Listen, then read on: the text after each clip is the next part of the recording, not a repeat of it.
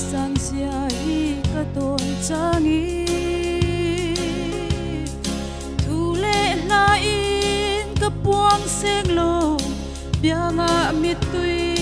alo nai chi mangai na to kho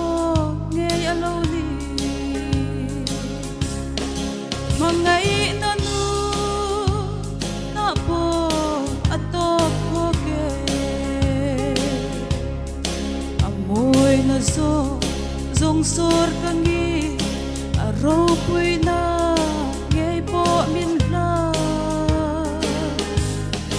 het yang ma ngai na mak le ro pui ka thei na song in ka puang nga thi khe po in ka sui se la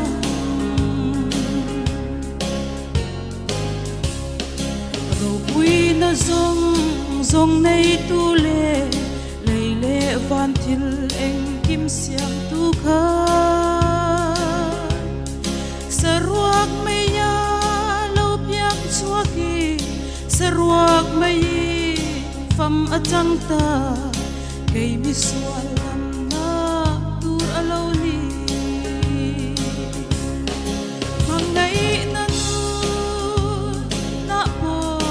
atop ko ke amoy na song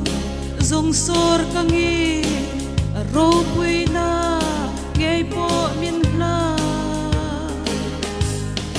hetiang ma ngay na le ro pui ka thei na song in ka puang nga thi the po in ka sui se la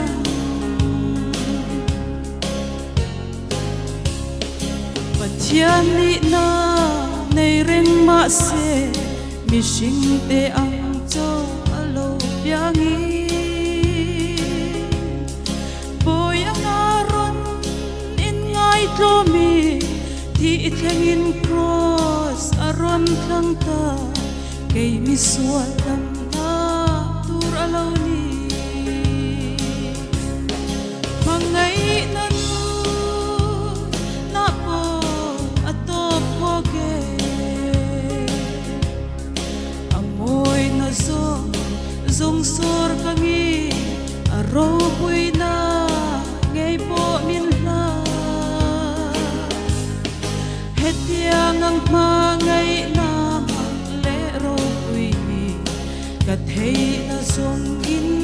ka puang nga thi the po in ka sui se la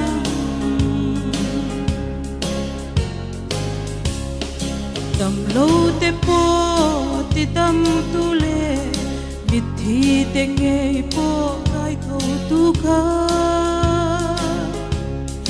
ma ni in ti dam du lo win thi thengin cross alo chel ta kay mi sual dam na tur alo ni mangai na nu na po atop ko ke amoy na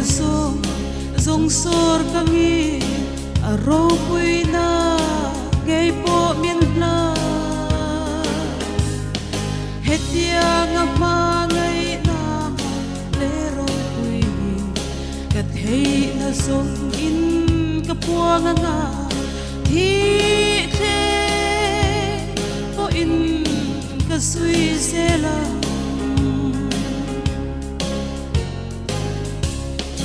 liam pui tora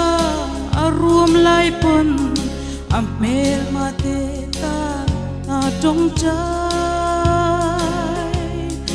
o pa ani hingai dam ro until ti an shalo ti in mangai na o atop ko ke mangai na nu na po atop ko ke amoy na song sor kangi aro